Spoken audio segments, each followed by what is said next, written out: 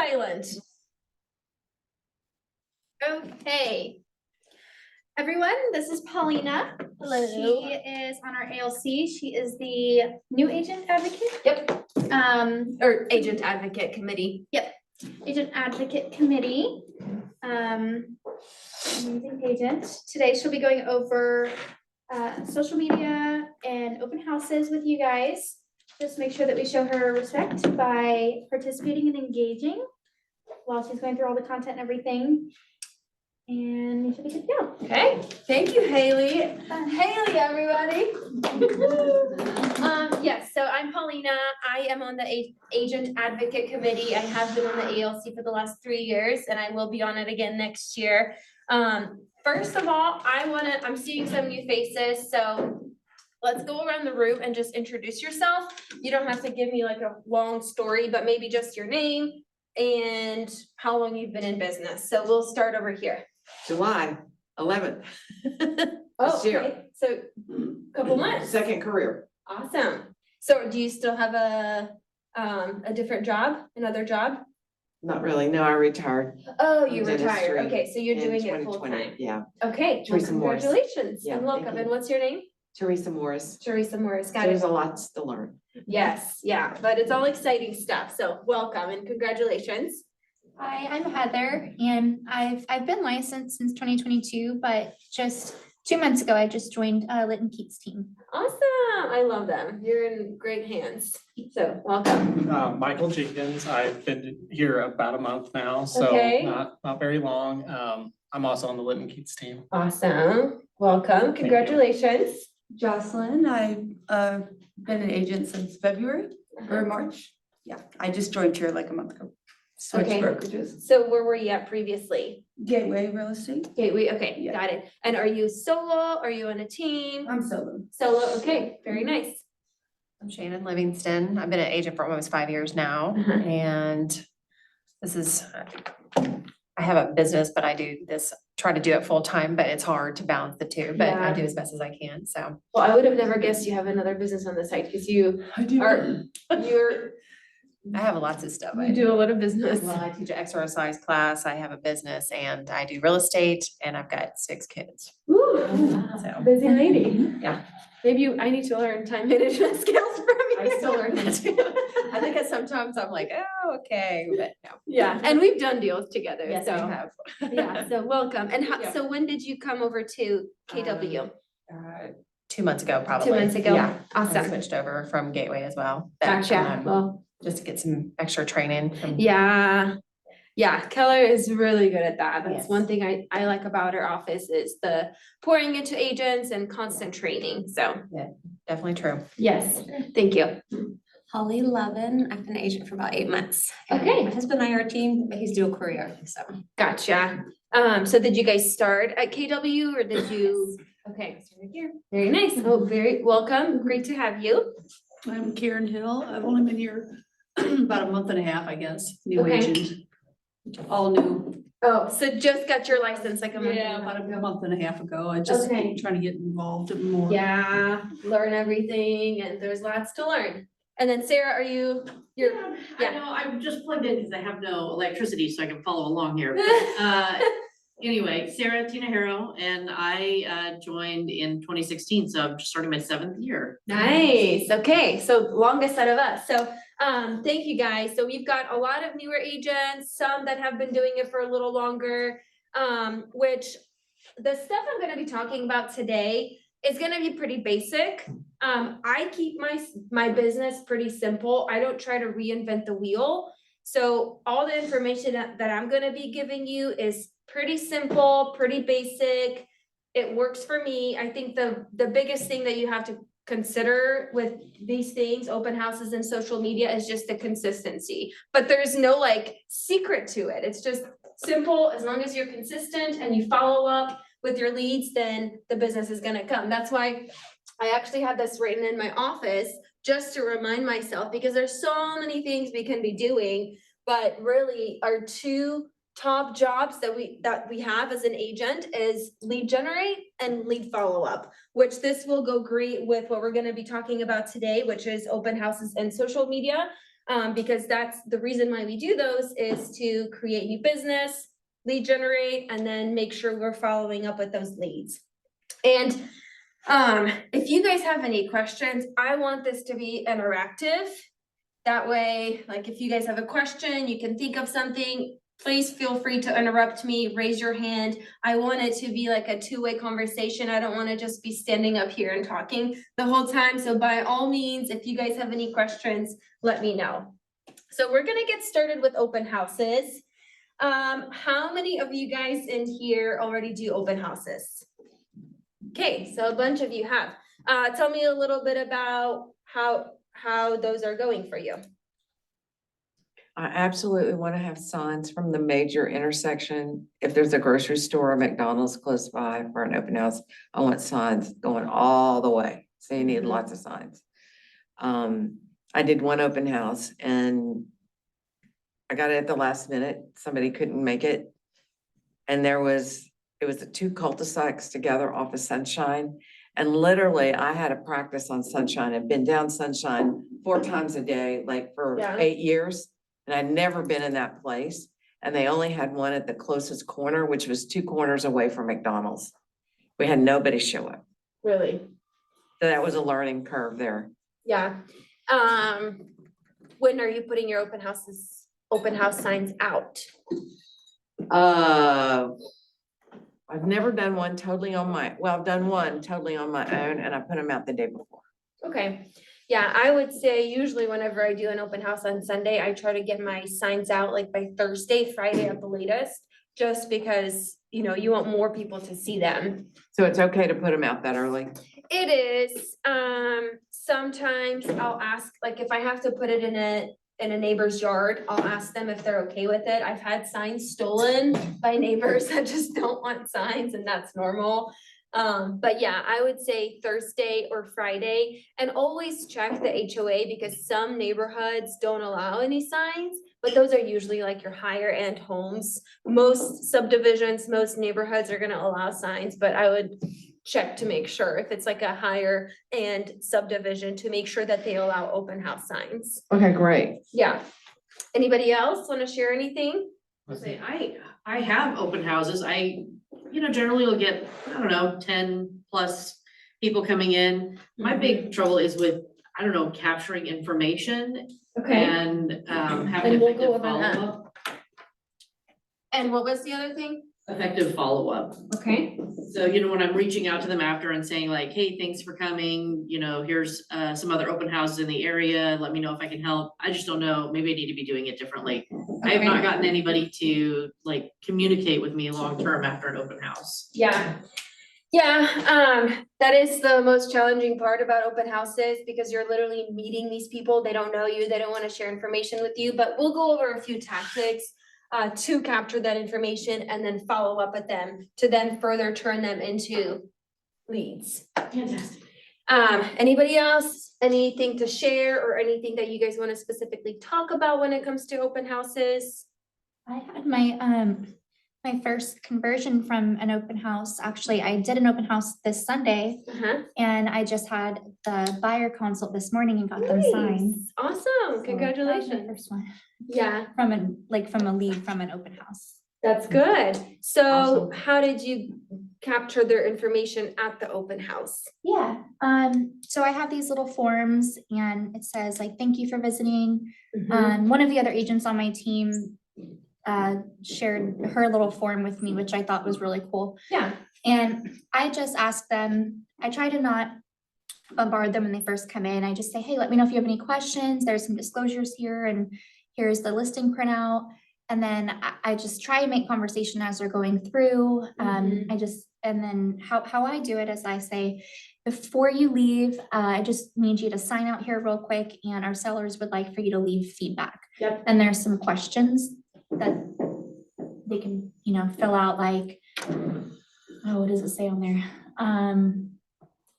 Like how interested they are, if they feel the price is right, cleanliness, if they would like to hear about more listings like this, and then they can leave their email, their name, their number, Yep. if they have a realtor and if they're pre-approved.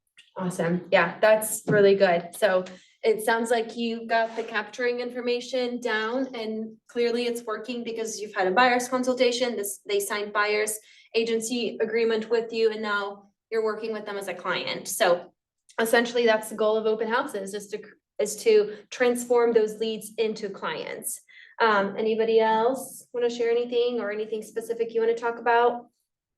Yeah, those surveys, people seem real willing to share information, give you feedback about the house and the price, and Yeah. it's been very positive. Yes, yeah, especially if you like, not just here, fill this out with your name, number, email. If you give them a task, like our seller would love to know what you thought about the house. Can you take a second before you leave to fill this out? Then it gives them a purpose, then they feel more important. They're like, okay, well, my feedback matters, so I'm gonna fill this out. And then while they're doing that, they can fill out their name, email, whether they're working with an agent, whether they're pre-approved. So it kind of leads them into giving you more information. Yeah, and I'm gonna Because- appreciate your comments for saying, you know, there's a question about, do you have an agent? And are you pre-qualified? Yeah. I'm gonna look at my two Mhm. surveys and make Yeah. sure. I I'm have capturing noticed that on the ones that I use, it asks that question, but then it doesn't have who the realtor is. A few of them marked that they were. I probably will add that into mine so that they can write the name. So if Oh, you can maybe yeah. reach out to their agent, and see what their thoughts were on the house. Yep. I mean, it may be. And you know, that's also a really good way to figure out if they're lying or not. Because people don't want to be bothered, so a lot of the time they'll tell you they're working with an agent Right. just so you leave them alone. But if you ask them who it is and they can't think of it, it'll be a lot harder. It'll be easy for you to figure out if they're lying or not. Right. So, so yeah, essentially doing open houses, I've never been in an open house where I actually sell the house itself. That's not really the point of an open house. I mean, yes, it generates more traffic through the open house. It markets the house, the listing, but really essentially, and the general public just doesn't know this, but it's like our little secret as agents.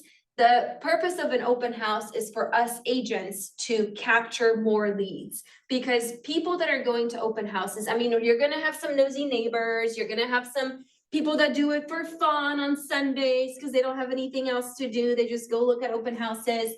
But then you're also gonna have people that are ready, willing, and able, they have their hands up and they're saying, we are actively looking for a house. Most of the time, those people don't have an agent. That's probably why they're going to an open house. So it's a great way for you to connect with those people, show value, and schedule a buyer's consultation with them, get them connected with a lender, and sign them up as your client. Whenever I first started, about 50% of my business came from open houses. I would do an open house every Sunday, and it works. I've made a lot of great connections. Now I have repeat business from the people that I met at an open house. But it's all about consistency and making sure you're following up with your leads, which we'll talk more about that. So a big limiting belief for newer agents, which I think you guys have that figured out, is, well, I don't have any listings of my own. How am I supposed to host an open house?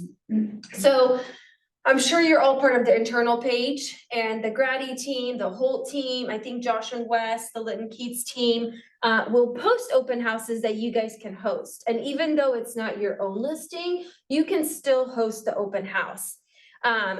Whenever you're picking which open house to host, that's also very important. Because if the house has been listed for like 6 months, it's just becoming kind of stagnant. People probably have seen it. There's probably other open houses that have been held. So I would try to focus on newer listings that just hit the market and people are gonna be excited to go look at. The other thing to consider is location. I've done open houses at houses on land in the middle of the country, and it just, I maybe had a couple people come through, but you want to pick neighborhoods that you can put signs out and other neighbors are gonna be looking and there's a lot of traffic and a good subdivision. So just keep that in mind. And then the price point. So obviously, whatever open house you host the open house, that's the kind of clientele you're gonna be attracting. So if you're wanting to work with first-time home buyers, then maybe focus on 250 and below. If you're wanting to work with, you know, people that are above that 250, then pick a higher priced home. Because the people that show up to your open house obviously are looking for a house in that price point. So just keep that in mind. For me, my sweet spot was always like from 200 to 350. Anything above 350, I have had clients come from that. But what I've noticed a lot of time, those buyers, it's not their first time buying a house. And most of the time, they already have an agent that they worked with. So they come to the open house just to look at it, but they're probably gonna use the agent that they have worked with in the past. That's not always the case, but that's just something that I've noticed. So just keep that in mind. Whatever client, whatever price point you wanna attract, that's the price point of the open house that you guys should focus on. I don't have signs yet, so we sell the open house directional signs at the office here. I think they're like $7, and it's a small investment. I would say buy like 5 or 6 and just use that.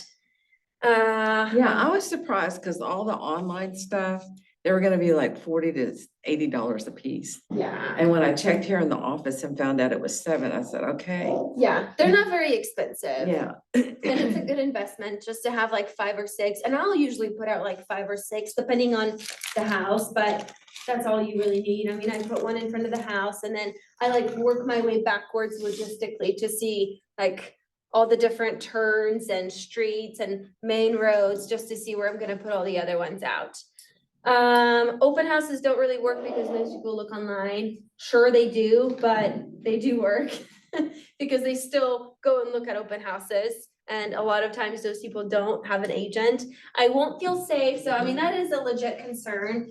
If you don't feel safe, then bring somebody with you. Have another agent tag along with you. You can split the leads with them. Or another idea would be to bring a lender. So if you guys don't have a lender partner, just start meeting with lenders, make some great connections. And I've had lenders at the open house with me, which they're a great resource, because whenever you're having those conversations with people that come to your open house and you ask them, have you been pre-approved? Have you guys talked to a lender, or are you just starting the process? If they're like, no, we're just starting, we just kind of wanted to see what's out there, great, meet so-and-so. They'll be happy to go over the pre-approval process with you. So that would be a great one. Like if you don't want to bring another agent with you, you don't want to split the leads, and you don't feel safe, just have a lender shadow you and it'll be a win-win. So, one open house, a lady that I work with, another realtor, I wasn't able to go, or I got there late, and she comes 2 hours to this neighborhood to do the open house. And her daughter drove her. She's recovering from surgery. But you'd be surprised how many realtors attend your open houses. Yeah. And her daughter was handing out the clipboards Mhm. and said, she's not a realtor, she can't talk to the people coming in.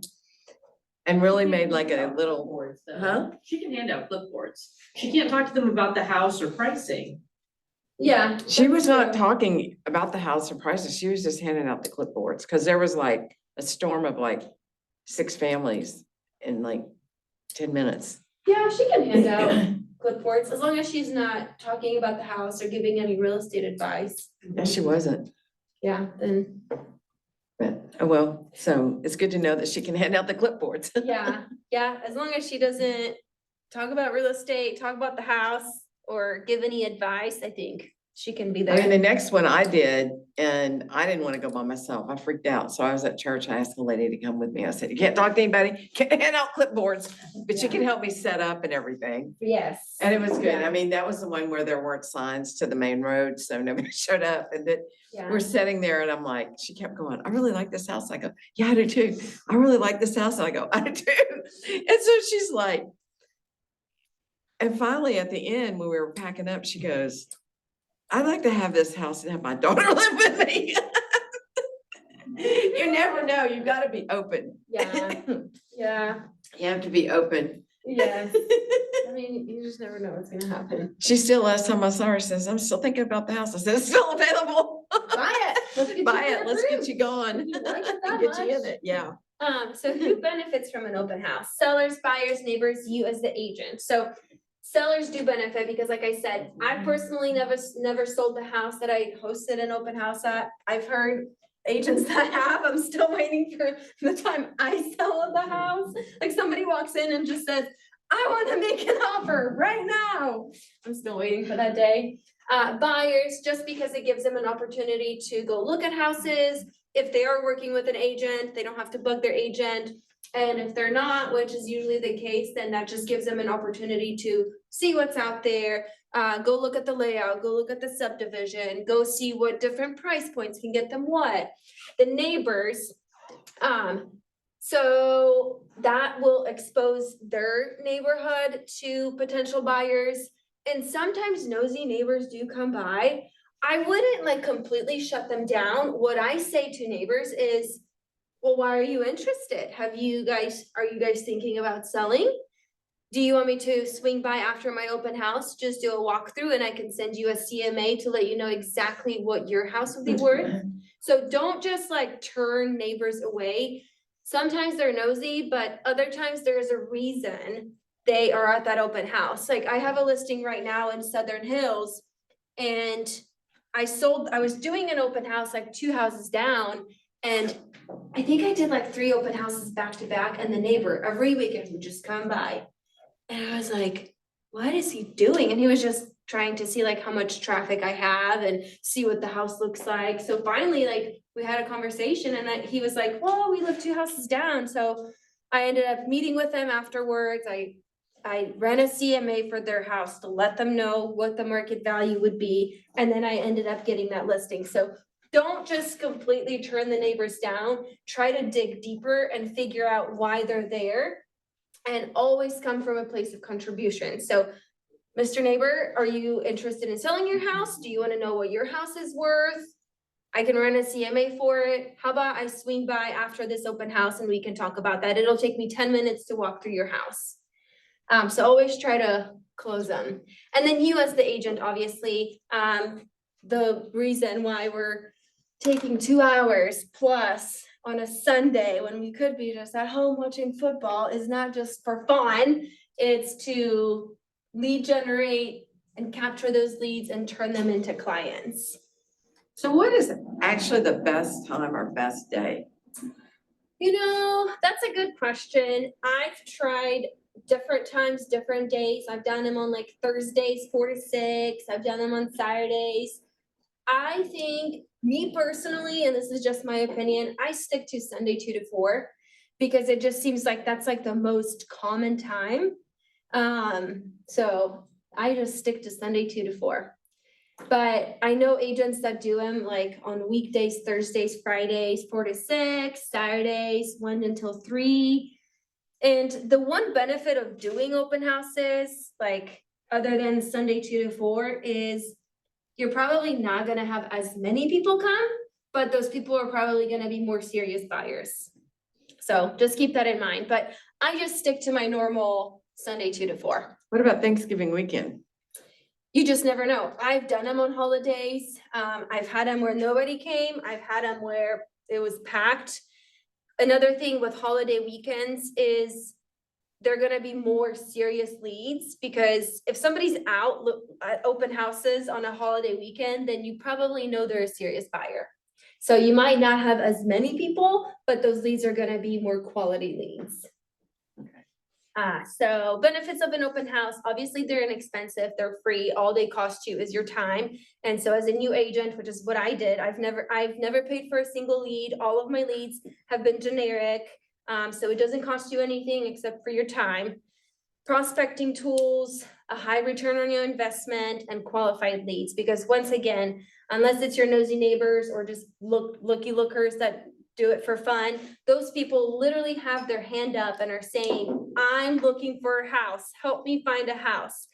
And a good thing to remember is, like, if you guys have this limiting belief of, I'm afraid of asking them asking them questions if they're working with an agent, you have to always think that you're the expert. Just pretend like they're coming in there and they don't know anything. And you as the expert, want to educate them and come from a place of contribution. So you're not asking them if they're working with an agent or if they have a lender because you're nosy and just wanna know. You're asking them because you want to take the next step in helping them. So if they haven't connected with a lender yet, that would be a great opportunity and a value proposition for you to say, okay, the first step in purchasing a house is getting pre-qualified and meeting with a lender. So how about I get you connected with a few local lenders that can help you start the process? Okay, any aha so far? And you guys are doing great with like contributing, so thank you. Any aha so far? A question, not an Yes. aha, but how does your open house look like when do you get them to fill it out first when they walk in? Right, okay. Yes, so, let me see, because I don't know if this is in here, but I can talk about that now. So the way I do my open houses, I used to have like forms that people fill out, little like mini clipboards with, what did you think about the house? What did you think of the condition? What did you think of the neighborhood? And then name, email, phone number, are you working with an agent? But now, and I got this from Chris Day, so I always give him a shout out. I have a iPad. I have a stand literally right by the front door with an iPad. And I use a free app called Open Home Pro. And I think they changed it because it used to be free, but now they only like give you like limited access. But there is another one, I can't remember. If you go to your apps and just type in open house app or something like that, you can find some good ones. So I have an iPad and so on my iPad, I have a little stand, so I print out the MLS sheets and have them sitting at the stand, so whenever they walk in, I always introduce myself. I don't know who told me this, but I guess it was I think it was somebody that came to my open house and I introduced myself and they're like, you're the first person ever to like introduce yourself. It was like, thank you for doing that. I didn't even like, now I know you're the agent hosting the open house. And I'm like, that's such a small thing, but I didn't like really think about that. So I'll say, hi, welcome to my open house. I'm Paulina, I'm hosting it. Go ahead and sign in, grab a flyer, and then let me know if you have any questions. So do I get pushback sometimes? Yes. But that I have found that that's like the most effective way to get them to sign up. Because I don't know if they're like interested in the little technology or the iPad, but it literally like they click on it, it has them input their name, phone number, email address, and then it asks them, are you working with an agent? And that's it. Another thing that I've learned from, I can't remember who, by telling them, so it's a embedded command, by telling them, go ahead and sign in and then grab a flyer, that's like a reward for them. So they're like, oh, I'm gonna sign in and then I'm gonna grab this flyer. So I don't know if it really works, but like psychologically, it's like, oh, I'm gonna do this and I'm gonna get rewarded for it. So that's just what I do. Like I said, I do get pushback sometimes and I'm not gonna force them to like give me their information because they don't know me. So if they don't want to sign in, I just say, okay, that's fine. Well, this is a 3-bed, 2-bath. The bedrooms are down there, whatever. Make yourself at home, look around and let me know if you guys have any questions. And then like while they're, walking around looking, you can ask specific questions indirectly. So I'll say, are you looking at a lot of open houses today or just this one? And that will kind of tell you how prepared they are, or maybe if they were just driving by and wanted to see it. And then I'll ask, how long have you guys been looking? And if they say, well, we just started. Oh, okay, great. Have you guys talked to lenders yet? And if they say they've been working for a while, I'll say, okay, well, do you have an agent that's helping you? Or how are you guys finding these open houses? So you can ask indirect questions to tell you a lot about that specific buyer. And then you can ask follow-up questions. Like I said, always come from a place of contribution. So if they're like, well, we just started, okay, well, let me get you connected with a lender so you can start the pre-approval process. Whether you're ready now or in 6 months, it's always a good idea to talk to a lender that can help you preparing for how much down payment you're gonna have to have, see if your credit is where it needs to be. So let me get you connected with some of my trusted local lenders. And then, I was going backward just a little bit, but you were talking about the Open House Pro app, right? You can also use your KW website. If you just go to your website and go to the home that you're holding open, and at the end of the URL, type in open house, it'll bring up an open house form that you can have, and it just asks for their name, phone number and email address. And then it automatically adds them to your database as well. so that's on the, On command, so it's your command website.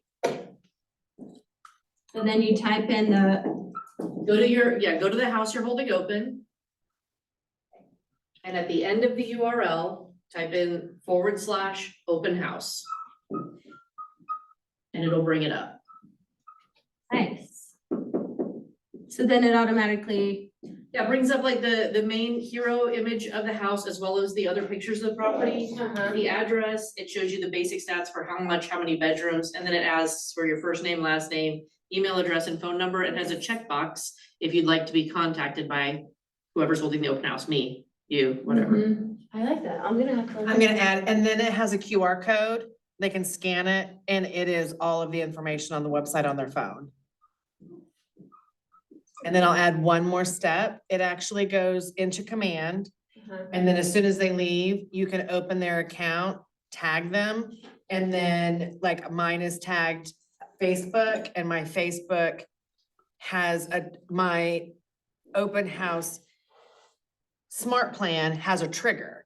So as soon as I put Facebook in the tag, that's the trigger for my open house plan, and it immediately texts them. Nice. So I don't have to, it's really fast. So even if it's super busy, I can just open it really fast, add Facebook trigger, and I'm done. And it's already contacting So them. you have a smart plan in Mhm. command set up for Yep. that. And okay. that'll trigger it. And so they'll get a text within like 5 minutes of leaving the open house that just says, thanks for stopping by. If you think of any other feedback you'd like to give me, I'd love to hear it. I need to do that to mine. So she's gonna be hosting a command class after this. Yeah, that's a really good idea. Okay, so setting goals for an open house. Think about your market numbers, set goals, pick the house, we already talked about that, prepare and practice.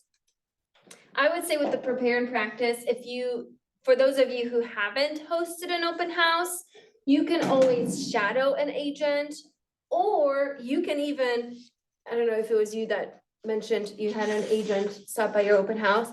Just go out on Sunday and like go to different open houses to see like how other agents do it and how they greet you, and maybe just take notes on, like, put yourself in the buyer's shoes and be like, well, I wouldn't want to be greeted that way, or, oh wow, like that was a great introduction, I'm gonna implement that into my business. So maybe pick a Sunday and just go to open houses and see how other agents do it.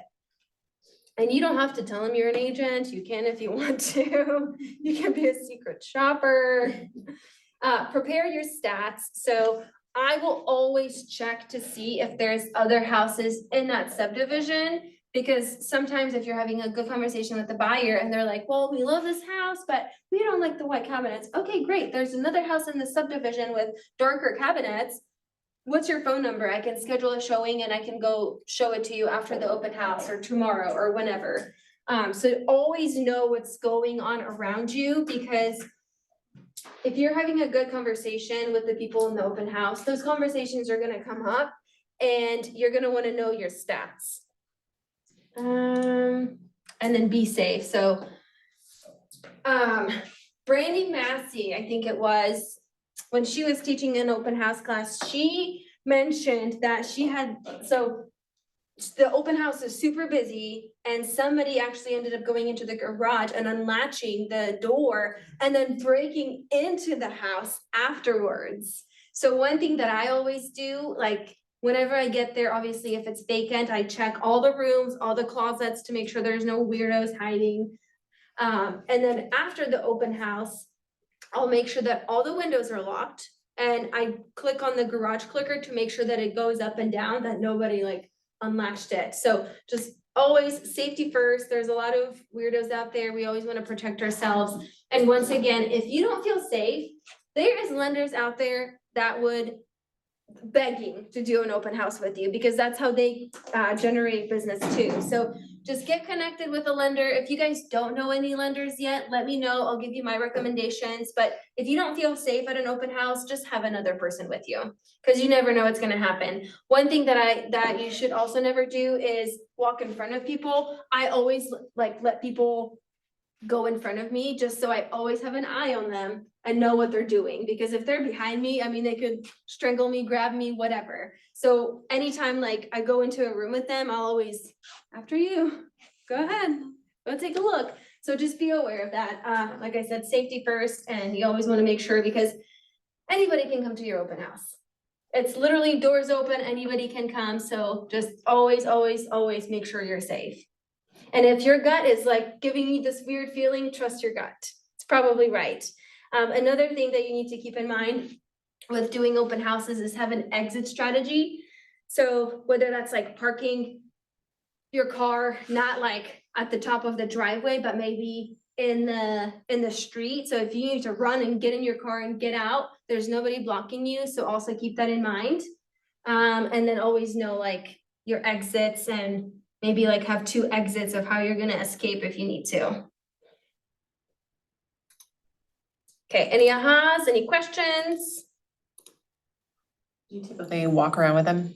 in the No. house? Okay. No, I don't know, I think that's weird. I don't wanna like hover over them. Right. So I'll greet them, like I'm pretty aggressive with my greeting and then trying to get them to sign in. And then I'll just step back and I say, let me know, make yourself at home, feel free to open up any closets, any doors, and just let me know if you guys have any questions. And I will just usually stay like in the kitchen or in the living room by the front door.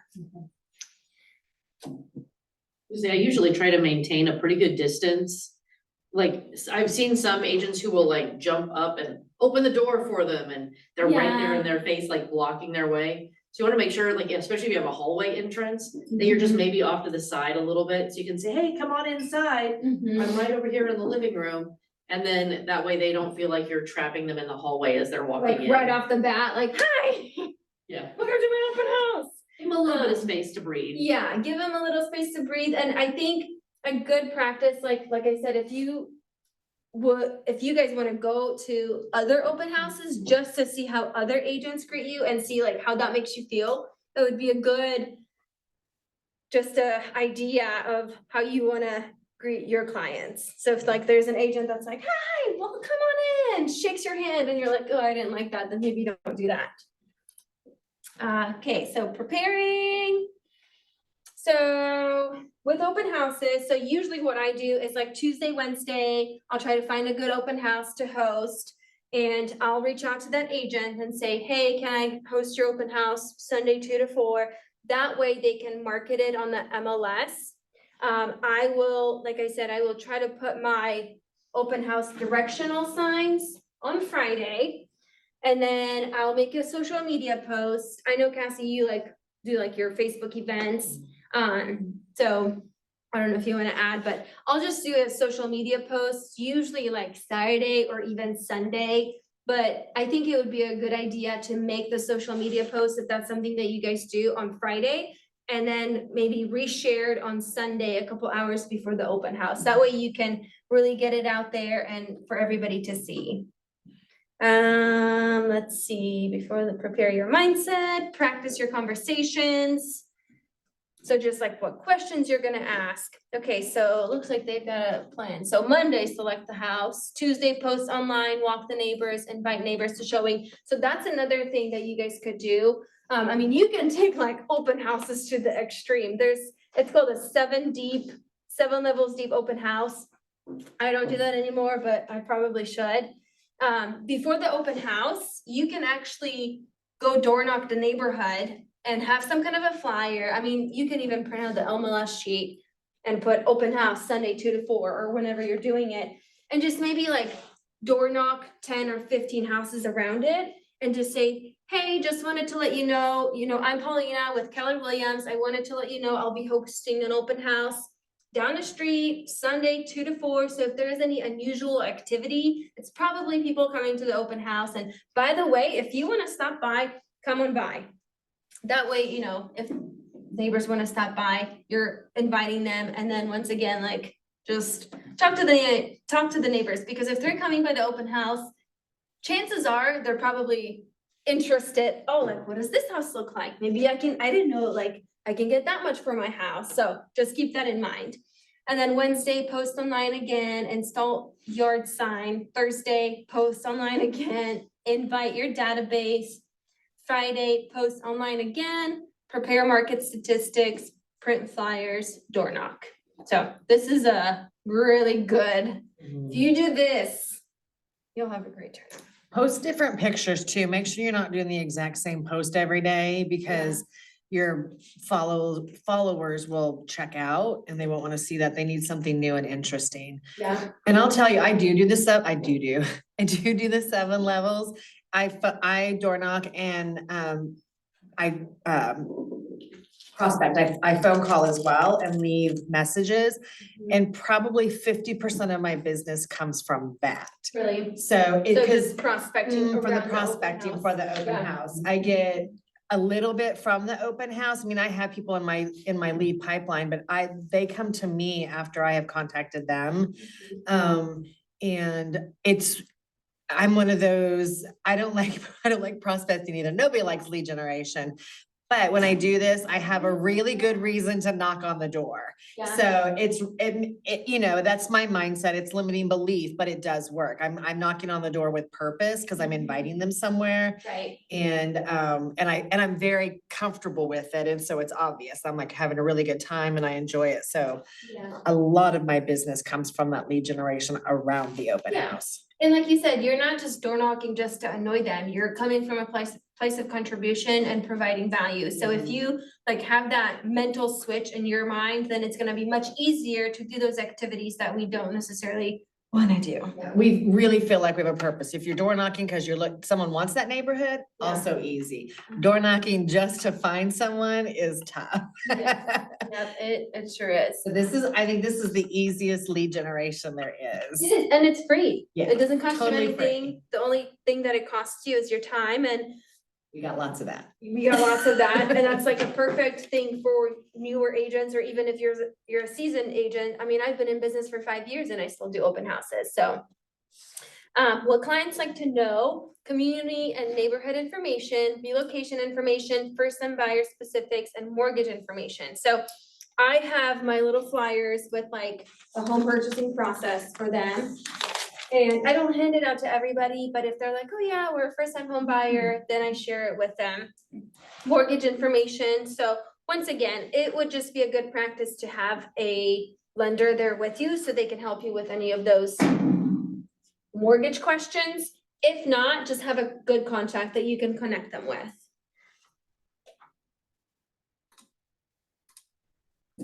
Prospect.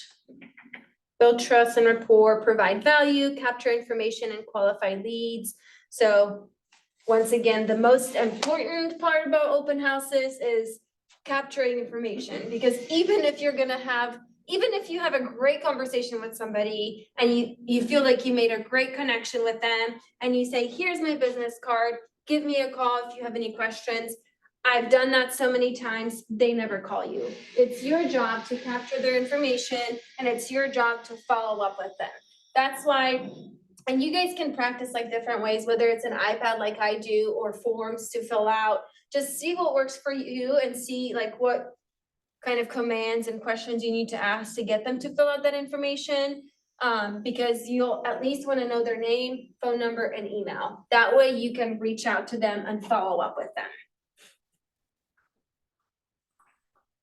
And you're gonna hear it 1,000 times. Follow-up is the key. Mm-hmm. I have a listing appointment on Friday with somebody that I circle prospected an open house 2 years ago. Wow. And I've just been keeping in contact with her. Yeah. Facebook friends, love her post. We talk every once in a while. Mm-hmm. And she contacted me out of the blue and said, okay, we want to talk. So Yeah, and that's the thing, like with real estate, it can get really discouraging because the success doesn't come right away. You never know when it's gonna come.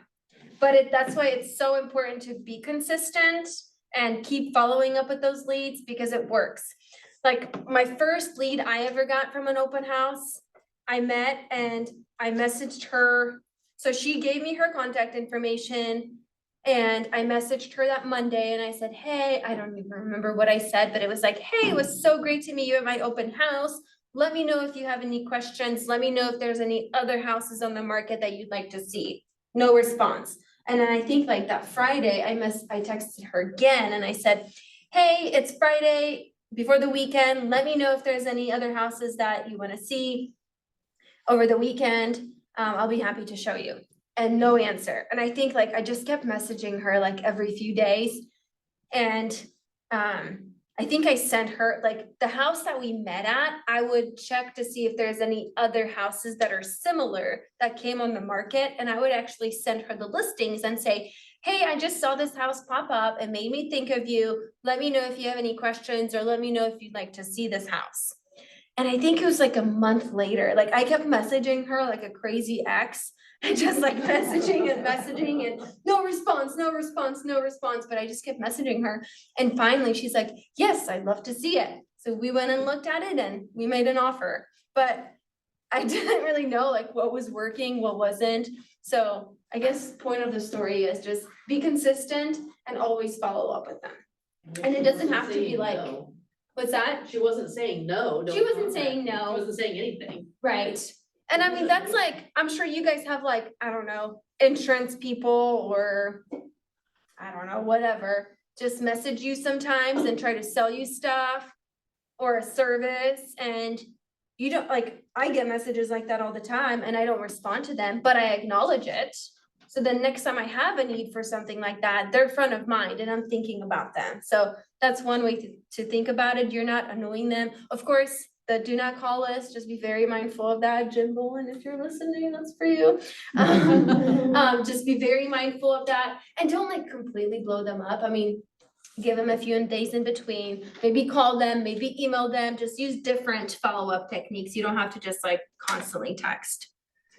Okay, so greet everyone that comes in the door. So once again, the little thing that I learned is introduce yourself, tell them your name, tell them who you are, just so like that instant connection. And they're like, okay, well, that's the agent that's hosting the open house. That's not the seller. That's not, you know, so-and-so. Just say, hi, I'm Paulina. I'm hosting the open house. Come on in. Engage in conversation. So that's also really important. Like if you ask questions, just let them talk. People like to talk. So just ask them questions. How long have you guys been looking? Have you just started? Have you talked to a lender? Are you just looking in this neighborhood or are you looking in general? And just let them talk. Just let them give you information and then be positive. Providing value. So know your team stats, know your market stats, understand personality types, have something to offer to visitors. So I feel like we've already talked about all of these. With the personality types, sometimes people are not like overly talkative, so just be mindful of that. You don't have to bombard them with questions. And then have something to offer the visitor. So once again, always come from a place of contribution, whether that's connecting them with a lender, sending them other listings, answering any questions they have the seller's disclosures printed out. If they have any questions like, how old is the roof? Even if you don't know that information right there and then, I don't know, let me find out. Let's go look at the disclosures. So always have something to provide of value. So capturing information and qualifying the lead. So have a sign-in sheet like we talked about, use the command KW app. Oh, here's a good trick for the KW app. So whenever I'm talking to them and asking them like, so how'd you guys find this house? And they're like, well, we saw it on Zillow or we saw it driving by. Well, I've actually got this app and it picks up your location.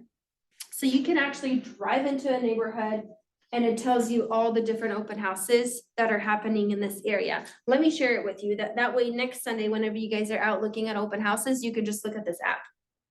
And on the app, and if you guys don't have it on your phone, I highly recommend you download it. You can share it with them. Share the KW app. You can text it to them. And that's another way for you to collect their phone number. And it actually is really cool because like I go in there and show it and I say, like, you can click on your location and see all the different listings and all the different open houses. So if you guys like this neighborhood, you can literally drive into this neighborhood. It picks up your location and you can see all the different listings, all the different open houses that are happening in the area right now. Which app is that? So that's the KW app. It looks like this. Oh, okay. Yeah, so you should all have access to it.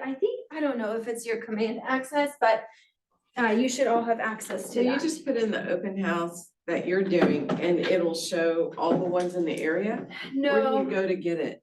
so here's the app Uh-huh. and under search, if you click on this, it picks up your location and it picks up all the different listings in that specific area. Okay. And if there's an open house, I think it'll show up in like orange or red. So you can see which one of these listings have an open house. Like if this house was having an open house, it would show here. Okay, cool. So, There's also a But that's filter just- you can do in the top, like you can just click on the filter for open houses and it'll just filter out. You have a whole. on the app, On the app. yeah. Ask questions. And remember, you're there to get these an appointment. So you can be friendly, you can be having conversations with them, but just keep in mind that, hi Nick. Hi. Just keep in mind that you're there to capture leads and get appointments. So if you're having a good conversation with them, great. Just keep in mind that you have a goal. So don't lose track of that goal. Because sometimes like even me, I'll like start talking and we're like, oh, blah, blah, blah, this and that. And I'm like, wait, get back on track. Pursue, follow up, and convert leads after the open house. So update your database, follow up with the attendees. Reevaluate the goals you set. Did you succeed? What changes will you make for next time? So any leads that you guys capture, put them into command, put them up on a smart plan if you have an open house smart plan, and make sure you follow up with them. So this is the most important part about open houses. Don't wait for them to reach out to you because they will not. It's your job to follow up with them. And what I do is Monday morning, after I do an open house, I come into the office and say 9 o'clock, 10 o'clock, whenever your lead gen time is, call them, say, and they're probably not gonna answer, but that's okay. Leave them a voicemail and say, hey, it's Paulina with Keller Williams. It was so great to meet you on my open house yesterday. I was just calling to see if you had any questions about the house or if there's any other houses that you'd be interested in looking at. Let me know how I can help. I'll be happy to. You can reach me at so and so and so. I look forward to talking with you. And just leave them a voicemail. And then whatever your follow-up plan is. So if they don't respond, the next day, send them a message or set them up on a search and Flex. Or send them an email thanking them for coming to the open house. But the secret to open houses is just following up with them because like I said before, they're not gonna reach out to you. It's your job to follow up with them and reach out to them.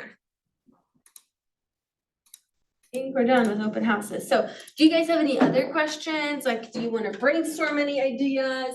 I think we talked about, so capturing the info. So you can do that in a few different ways, whether it's a form, whether it's whether it's the KW or the command app or an iPad like I use, and then just making sure you follow up with them. So what questions, what ahas do you guys have? I'm definitely gonna look into those apps. I didn't Yeah. know about that. Yeah, they're great. And I think, like I said, some of them are free and some of them you have to pay for, but I'm sure you can find the free one. And then, I mean, open houses are like a hit or miss. I've had open houses where nobody comes. I've had open houses where like 20 people show up. I actually prefer, like, if it's like between 8 and 10 people, that's what I prefer. I don't want a super busy open house because then like you can't make a good connection with people if you have so many people just coming in and you don't even get to talk to them. So, but don't get discouraged. Like, obviously you do want to reevaluate. Like if you had an open house and nobody came, maybe check to see if you picked the right location. Maybe the house has been just listed for too long and people have already seen it, but don't get discouraged. It's a numbers game. Real estate is a contact sport. The more contacts you make, the higher your success is gonna be. So just keep doing it. Like I said, I've had open houses where nobody shows up. I've had open houses where 20 people show up, so it's just keep doing them. And like I said, just keep following up with them because there's no like secret to it. The only secret that I can tell you is consistency and follow-up. So anything else? Any questions about open houses? So who in here hasn't done an open house yet? Everybody has? I've shadowed. Okay. So when are you doing your first one? I don't know yet. I have to, now that I've got some more information, I think it would be a better. I could share this information, because the one that I shadowed with and stuff, there was a lot, because when I asked, when I got there, I'm like, don't they have any papers? They didn't have any papers. Yeah, Listing, and everybody so- does them differently. Yeah, But so like for your situation, I would say like this Sunday, go and just go to like 5 or 6 different open houses and see how other agents do the them. form thing is a really good, I think it's a good way of generating. And you said you use the Yes. form? Yeah, I yeah. have little clipboards and I give it to them to walk around with so they can fill out the feedback why Do they're you guys looking at have the those place. available, or you just made up your own? or- I had gotten from somebody on my team, but she ordered hers off of Amazon. Oh, okay. if you So look there's on something there, that they're you not can- that Tawny? expensive. Yeah, I love Tawny. yeah, she's the reason I'm on. Oh, the Living really? Keats team, yeah. Oh, she I think I recruited saw me. her post Yeah. with you. Were you like her friend or Yeah, a client? I actually used to work with her husband, so. at Gotcha. The PDs. Cool, okay. I have a form. After we're done here, if you wanna, That'd be great. it's like a generic form that I Oh, use, that's- but I can send it to you. That'd be great. Or if you can email, like anybody that wants my feedback form that I used to use, send me an email asking for it, and I'll send it to you guys.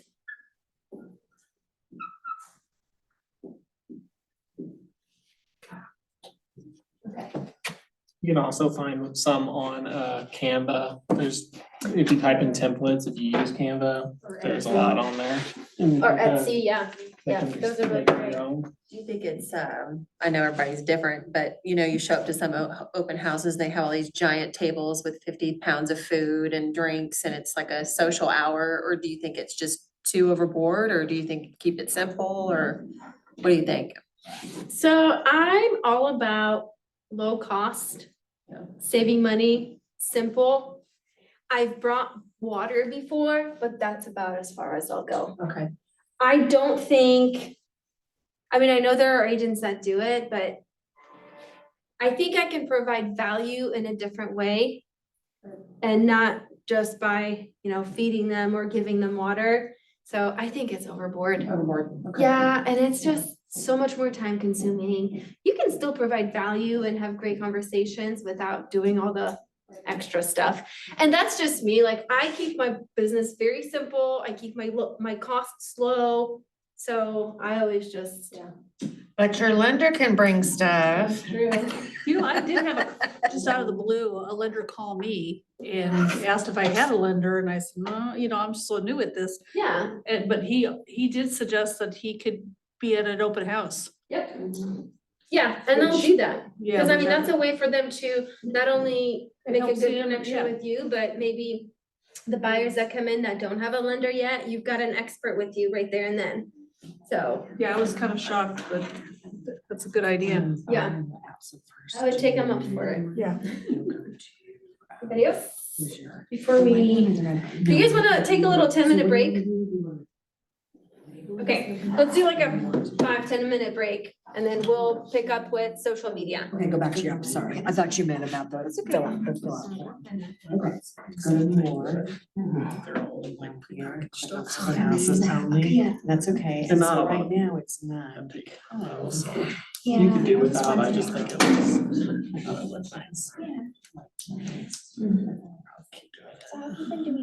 I'm doing all right. Yeah, I have, are you killing it? oh, yeah, no. No, it's been definitely building a pipeline. You know, I closed that first transaction in September, which was amazing, but yeah, I had a buyer and she couldn't get pre-approved, so now she's on the back burner trying to get it back. So it's been a lot of. Just some of them. So like, I feel like 2024 is gonna be. Yeah. Do you have an app though?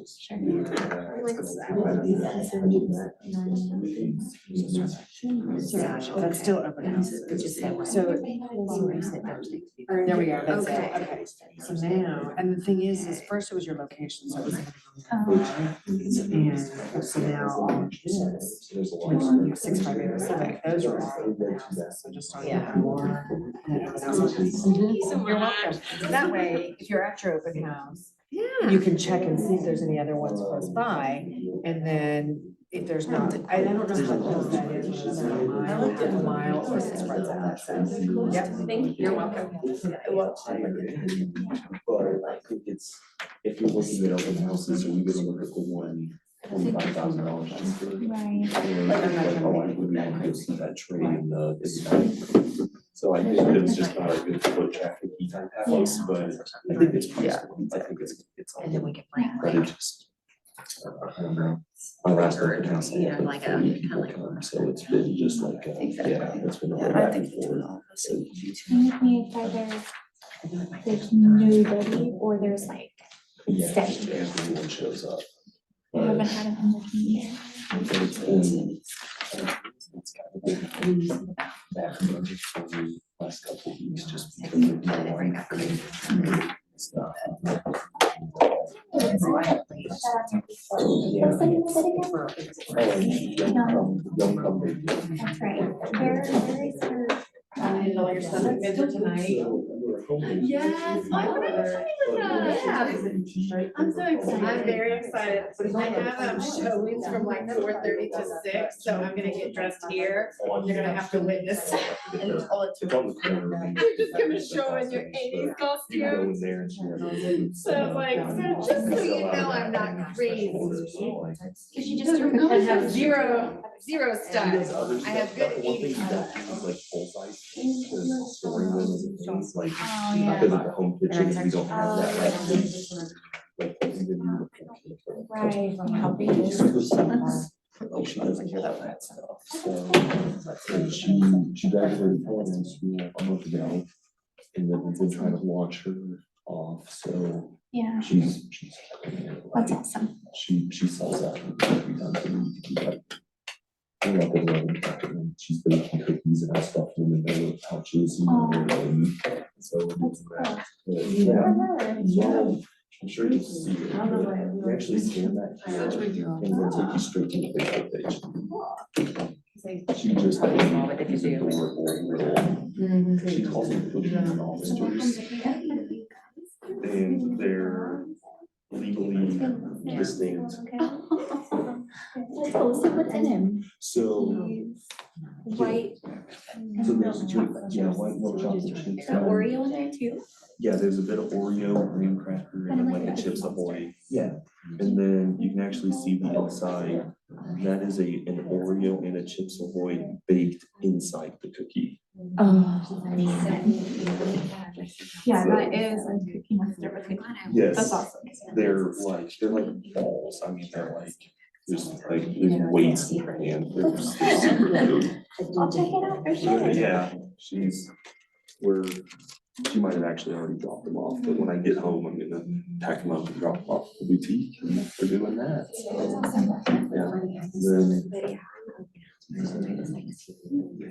Yeah, It just encouraged me. It didn't make me think. Oh, I I heard it coming and these conversations. And it's like, oh, Yeah. this networking. This and how, you know, just. And weren't you in Lebanon? Yeah. Or do you live? No, I used to live in Lebanon. Okay. I moved. I to just remembered Republic. something about Yeah, I Lebanon. moved to Republic. That's right. So I've That's been, right. and so I'm leaving the Lebanon team because I'm It's not too doing it anymore. hard. Yeah, Yeah. it just doesn't really work. So it's Yeah. like I don't want to go back and so Yeah. So I'm switching. Okay, we're gonna go ahead and get started with social media. Before we do that, I'm gonna take a selfie with you guys. All right. Speaking of social media. Okay. Ready? Everybody looking? 1, 2, 3. Okay, cool. So I don't know if you guys have me on Facebook, but I focus a lot on social media. That's what we're gonna be talking about. And I really like this quote. So it takes time to learn something, more time to implement it, and even longer to approach mastery of it, because it's so true. Especially like for you guys that are new, it just seems like there's so much to learn and you're like, I'm never gonna figure this out. How do I do this? How do I do that? There's so many different ways to like run your business, but just know that feeling is normal. You'll eventually, it'll just become like second nature and you'll have a good grasp of everything. So, okay.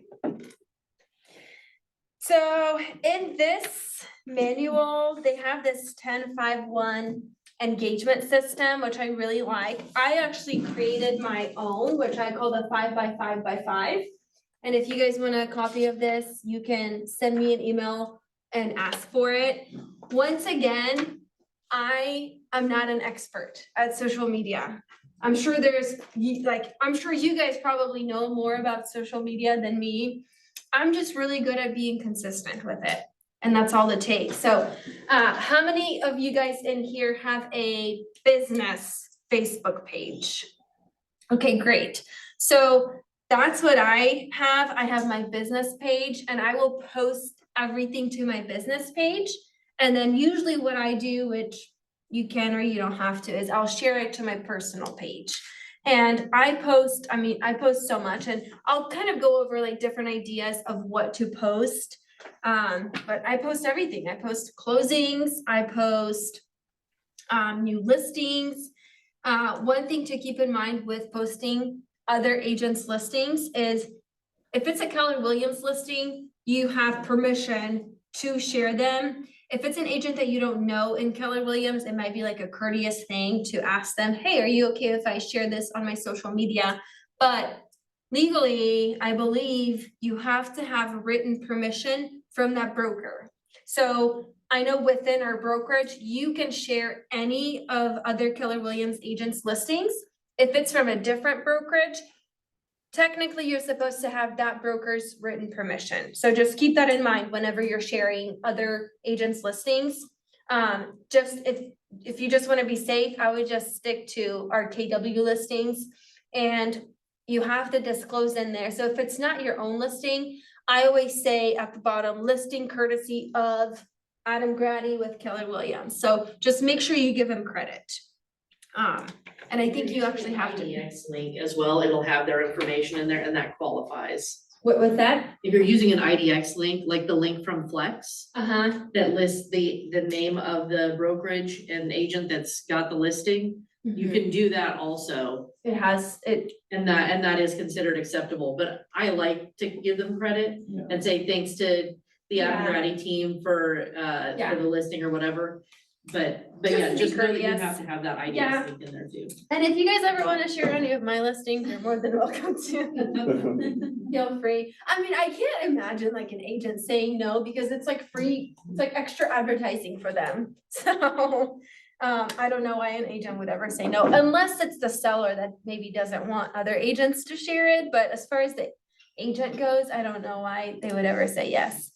So the reason I like social media, because once again, I keep my expenses very low. And when I first got into business, I saw Facebook as this free marketing platform that I can utilize to get more leads. And that's exactly what I've been doing with it. It is very powerful because, I mean, I'm sure everybody has Facebook, people have Instagram. So I mainly focus on Facebook and Instagram. I do have TikTok, but that's just to like create fun videos that I then share to Facebook and Instagram.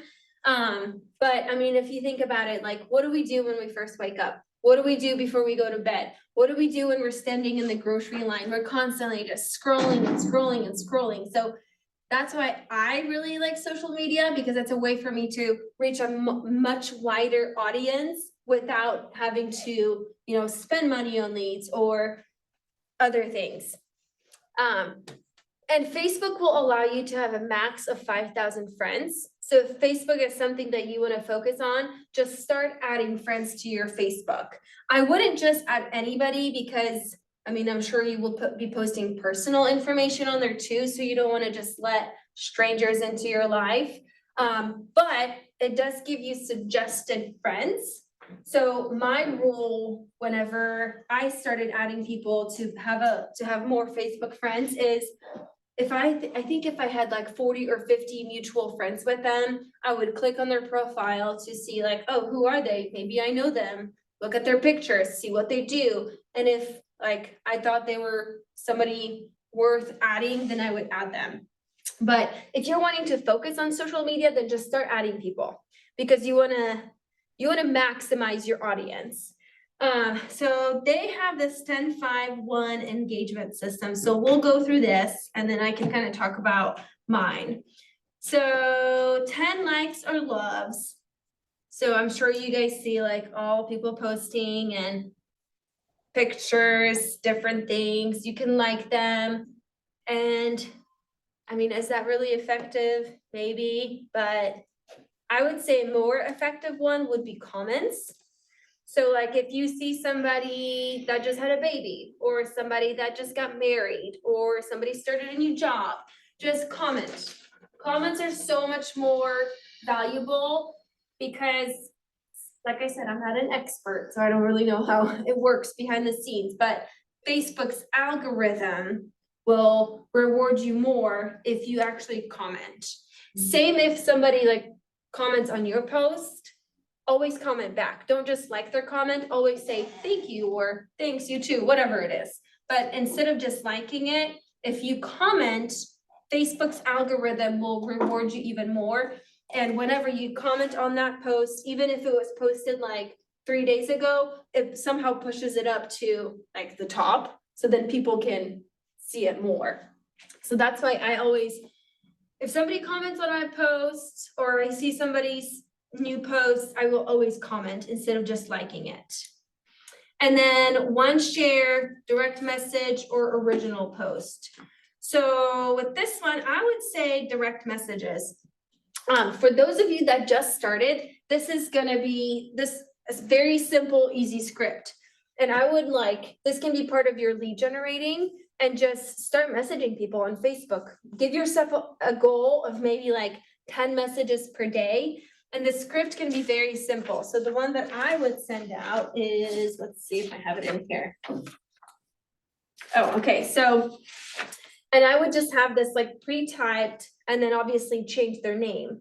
I would just say, hi, so-and-so, my name is Paulina. I just got my real estate license. And as you know, I'm a real estate agent. If you know me at all, you know how competitive I am. I have high goals for myself this year. Can you do me a favor? If you hear of anybody wanting to buy, sell, or invest in real estate, will you please keep me in mind? And that's it. That way I'm not asking them, hey, do you want to buy or sell a house? I'm saying, hey, I just made a career change, or don't forget I'm a real estate agent. I have high goals for myself. If you could do me a favor and just keep me in mind, that way we're front of mind.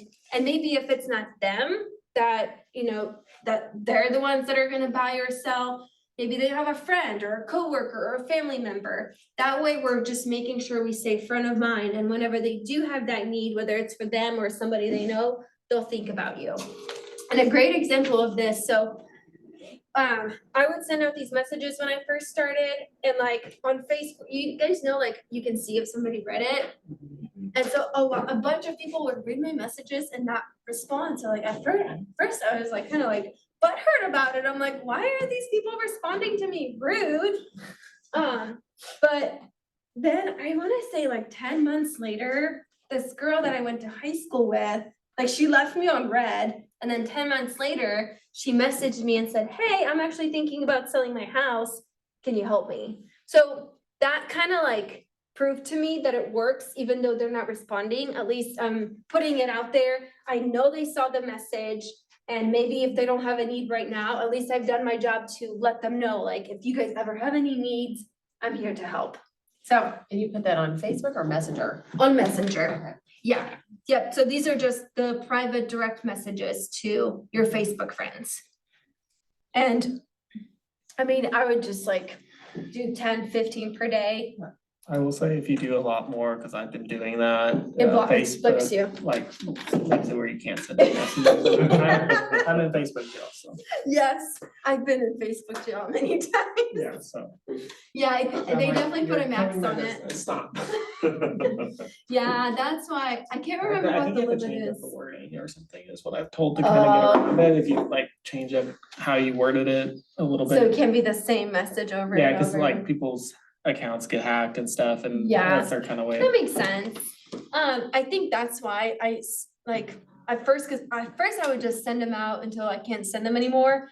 But then, yeah, but then I'm like, okay, I'll just do like 10, 15 per day. And that can be part of my lead gen for the day. So that's just something like simple you can implement into your system and it won't take you very long. I mean, it shouldn't take you longer than 30 minutes because all you have to do is just copy paste, change their name. That's it. Okay, so the 80-20, so I know a lot of agents practice the 80-20 where they, like if it's your personal page, they will post 80% personal, 20% business. Just because, you know, we don't wanna bombard people with just real estate stuff. You wanna show that you're a real person and that's just another way for you to connect with people. So like, I'm into yoga, I'm into hiking, I'm into traveling, so I'm gonna post my pictures from my personal life. Just so like I said, people can connect with me and maybe if we have common interests, they'll wanna work with me because people wanna work with the people that they have common interests with. So don't be afraid to share some of your personal stuff. I don't like overshare. I would say mine is like 20% personal, 80% business. But I still make sure to include some of my personal stuff in there, not just like, oh, here's a new house, here's a new house, here's a closing, here's a closing.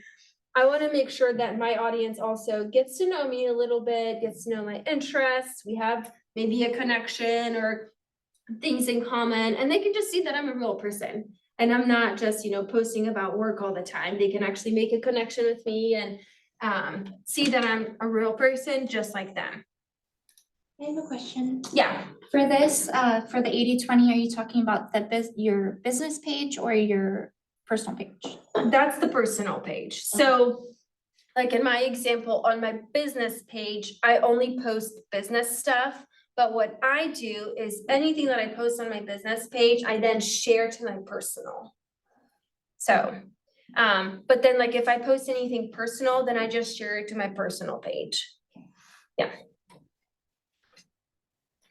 And so here's some examples of things that you can post about your personal life. So pets, people love pets, art, cooking, baking, recipes, exercising or working out, outdoor adventures, live music, team sports. I mean, anything, any interests that you guys have, just to share with people, like what you enjoy doing and just to create commonalities, that's a hard word to say, with other people. And then,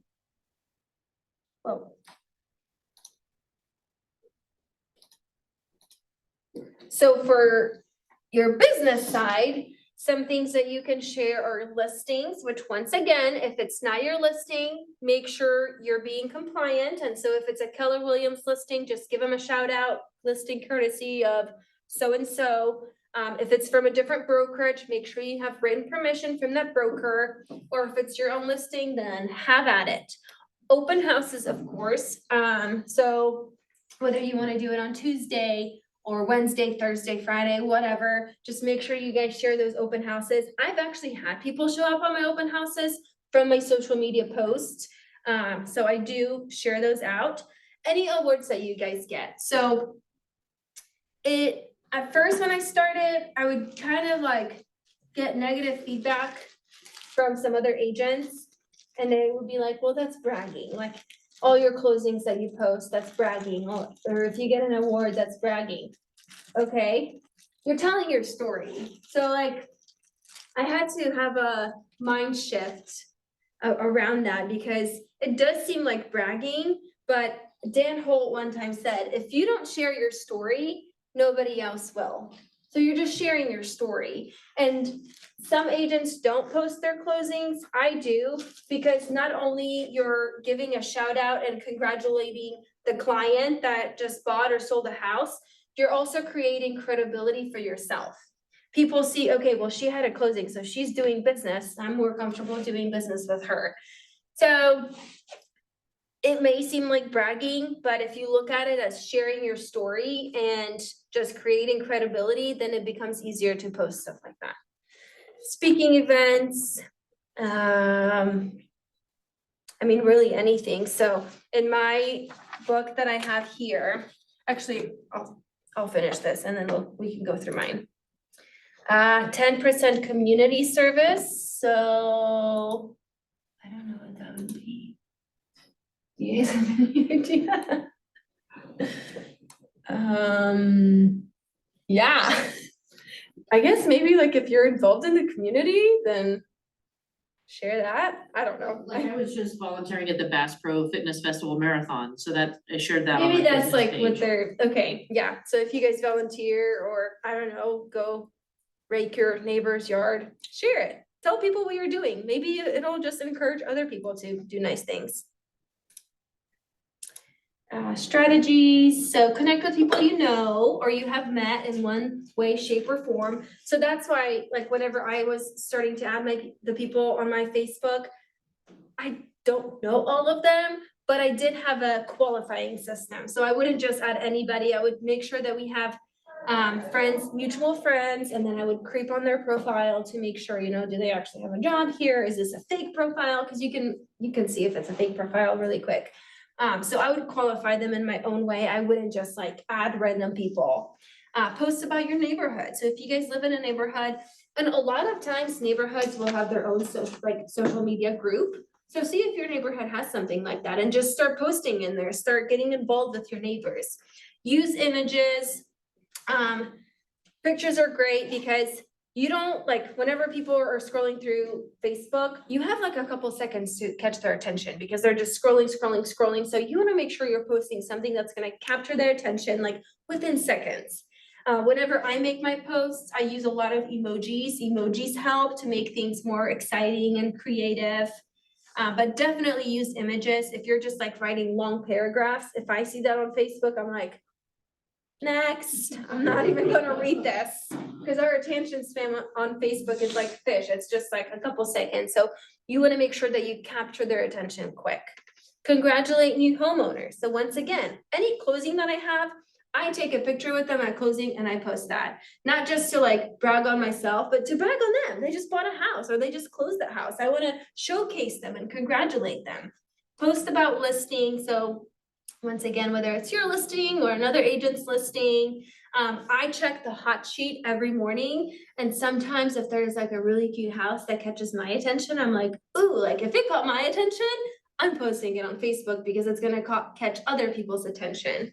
So, but once again, make sure you're compliant, check with other agents to make sure they're okay with you sharing that listing, and then engaging. So once again, not just liking posts or loving posts, actually commenting on the posts or commenting back to whatever comments people make on your posts. Even if it's just like a simple thank you, I do it just for the Facebook's algorithm. So it looks kind of stupid sometimes when like everybody's like, congratulations, congratulations, congratulations. And I just go through and say, thank you, thank you, thank you. But the reason I do it, I have a purpose behind it. It's because I do focus on Facebook, and if Facebook's algorithm rewards you for doing that and pushes your post to the top. So definitely engage with your audience. Highlight your business, think about hyperlocal information, utilize tech developments, post client testimonials. That's a great one. After every closing you guys have, you should be asking for reviews, whether that's on Google or Facebook, Zillow, and then take that review and share it just to let other people know what your past clients thought about you and if they enjoyed working with you. And one little secret with asking for reviews, I always specify in the review, if you enjoyed working with you or I exceeded your expectations, can you leave me a 5-star review? That way they know anything that's not a 5-star is not a good review. And because some people think it like a 4-star review is still good. So I specifically ask for a 5-star review. So that's one thing to keep in mind. Don't post and ghost. Engagement creates engagement. So once again, just comment back. And then add value. So participate in online communities. So whether it's like a neighborhood group or there's different groups on Facebook that you can join based on areas, based on different interests. So start like joining those groups and engage in those groups.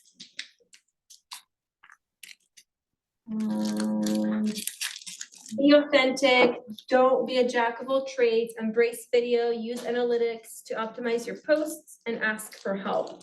So with this one, I would say videos. Another thing that Facebook's algorithm really likes is live videos. Have you guys ever done one? Really? I hate them.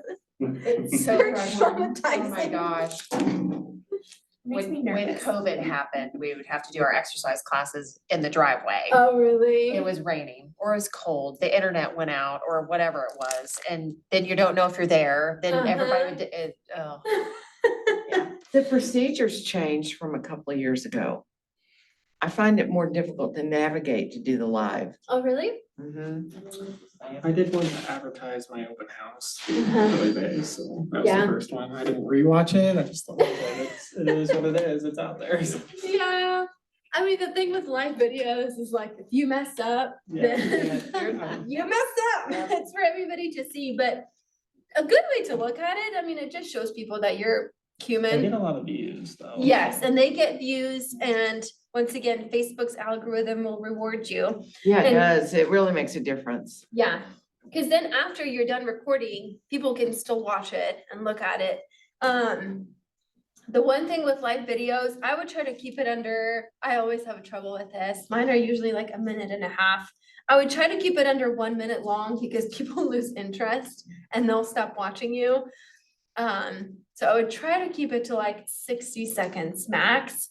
And you can do a live video for anything, like for your open house. You can say, hey, it's Paulina, I'm hosting an open house at so-and-so. This is a 3-bed, 2-bath. I'll be here until 4. If you guys want to come look at it, let me know. Or if you can't come to the open house, reach out to me. I'll be happy to schedule a showing with you. Have a great rest of your day. That's it. So, or if you want to go like do a preview of another listing, you can do that. So there's just so many different things you can do a live video for. Has anybody, so you've done one, anybody else? I did one. Yeah, I how was did it really go? nervous. I mean, it was fine. I don't know, I was nervous. Yeah. Because it was live. Yeah. Because you can't go back. Yeah. I feel like if it wasn't live and I was just making a video, I probably wouldn't have been as nervous. I don't know why. Maybe it's a in my head thing. It is definitely, and I still get nervous whenever I do mine. The more you do it, the more comfortable you get. So yeah, even with, It's easier to start with if you're at a concert or something. And Yeah. just do like 30 seconds or a minute of Yeah. live of the gig or whatever, Yeah. yeah, Let's do it. just to learn the mechanics of, just to see how it works and like which button's gonna yeah. press start. Yep, that's a good point. Oh, I did, when I did mine, Sports- I didn't know sports how to event. flip the camera. So, Oh, so like for like that. 10 seconds, I was just like trying to flip it over and so I could That's just show the how- inside of the house. Yeah, I You're like, know. This is my first live video. I'm figuring it out. Yeah. Bear with me. Yeah. I was like, I don't want them to see my face anymore. I want to show the house. Yeah. I don't know how to change it, when it's set the wrong direction. Yeah, There's there's a usually little button that in the like corner that flips it, flips the camera around. But it's not easy to find. yeah. Especially when you're looking at how many people are viewing. You're like, Especially when you're on the spot, yeah. So, okay. My 5x5x5 that I did, like I said, very simple, but just something to like keep you guys accountable and just to have a system. So I would do 5 days per week, so I would post 5 days per week. send out 5 messages per day, and you can have like 5 things to post. So one important thing is obviously time blocking. You can time block maybe like 30 minutes out of your day to, like, if you wanna focus on social media, make it part of your calendar, time block maybe 30 minutes per day to focus on your social media. You can also, like, schedule posts. So even if you create them in the morning, you can schedule so they post like later that day or another day. So just keep that in mind. I don't do scheduled posts, I just post them, but that is something that you can do. Okay, so I read the script that I would send out, very simple. That's something that you guys can do. And then I just like I said, this is not like rocket science. This is very simple, easy stuff. I'm not an expert at this, but this just goes through like different examples of what you can post. So my 5 examples are educational stuff, open houses, funny, engaging, and then Facebook Live videos. Some other examples you can do is new listings, anytime you get a house under contract, coming soon listings, closings, interest rates or lending news. You can do market statistics, check out this house that I'm showing, and then special occasions. So like holidays, Christmas, Thanksgiving, stuff like that. And then I can send this to you guys, but it just goes through like different examples of different posts you can make, live videos. Let's see, engaging posts, talks about live videos, coming soon, closings, testimonials, and stuff like that. So if you guys want a copy of this, just send me an email, which is up here, and I will send you a copy of this. Do you guys have any other questions? Like, are you guys utilizing social media right now? That's where I do a lot of my like advertising is on social media. Uh-huh. I'll admit, I do scheduled posts. I use Okay. Command. So I have them scheduled out about a week in advance. You use what? Command, Command, okay. because you can change the time, you can change the date or whatever, so it defaults to 10 a.m. Uh-huh. So either they'll all go out at 10 a.m. and then everybody's like, wow, that's funny, at exactly 10 a.m. every day you have a post. But you can change Nothing wrong with that. the time if you want to, but I Yeah. use that and like list reports, I still use their little free shareables sometimes, because they have like the engaging, like 4 pictures of different kitchens and which is your preferred kitchen or what's Yes, your and favorite those thing are in the great. kitchen? Those really engage the audience and people will start commenting and then you can comment back. So the engaging ones are really good, or like this or that. Do you prefer this kitchen or that kitchen? Do you prefer darker or lighter cabinets? Just like different questions related to real estate that you can ask your audience. Where is that on Command? On Command, if you're on the what is it, left-hand bar, it's called campaigns. You just click on social. Mhm. And then it's free, doesn't cost anything, not an ad, you're not doing a paid ad, you're just doing a free social post. Yep. And then it'll show you all of the postings that you've got up there for the whatever. Have you found that there's certain times of the day that are better to post things than others? Yeah, so usually like first thing in the morning, so around 7 before people start working, and then later at night, like around 6 or 7 when people get off work. That's what I found. Do I follow that schedule? No.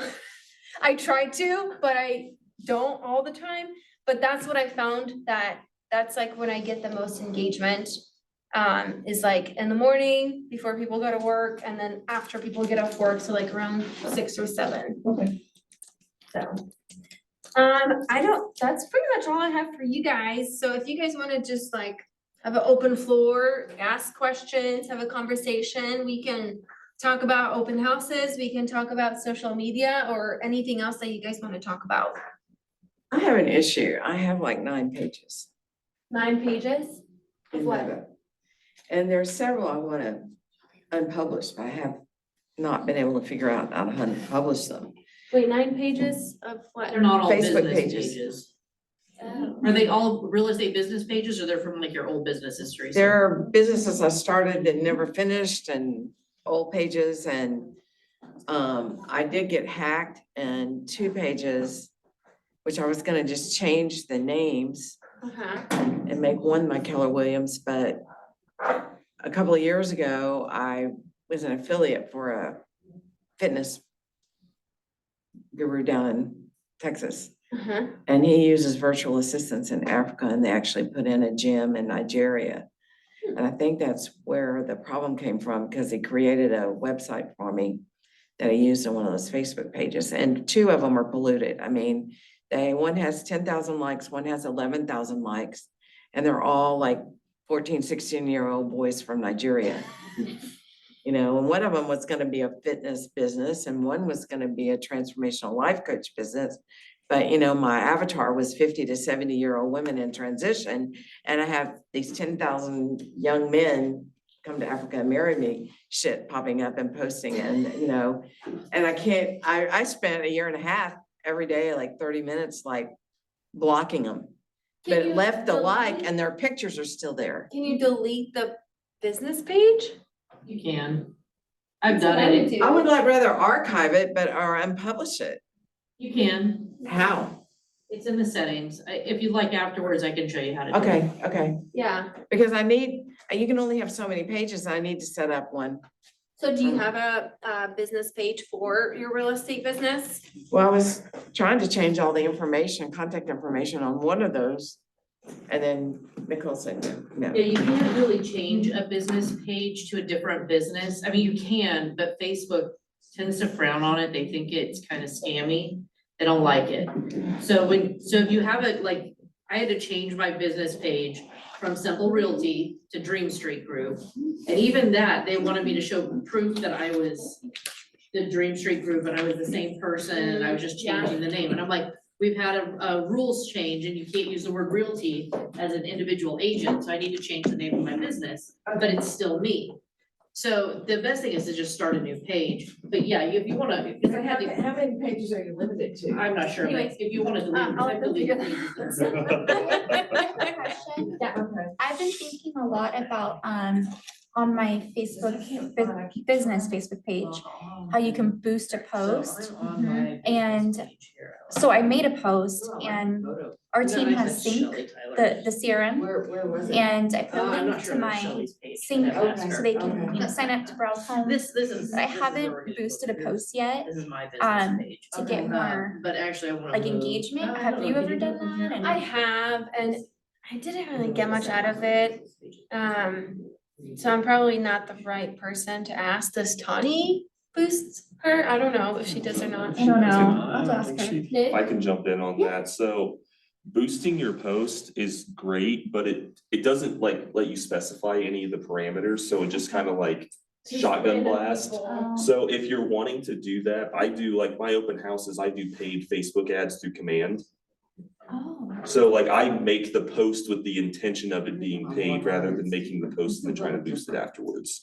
But when you run it through Command, it'll let you choose like, okay, I want within 10 miles of this zip code, I want these tags, like you can tailor it a little bit better to actually target who you're trying to target versus just a boost. So you do it through Right, Command right. instead And I of don't do that boosting on anymore. Facebook? Yeah, I just go to Okay. Command and make I'll the check whole that thing out. on that. So I had a But that's page. how I do So one mine. of them I So does the command like link to your Facebook somehow? Yep, there's a way to sync your Facebook page to your Command, and Sarah, that's what Sarah does with her scheduling on posts. And I used to do this and then I got busy and fell off of it and I'm trying to get back on. But you just go to Command, link your Facebook page, and then you can run all your social media campaigns through Command and it'll post on your Facebook page.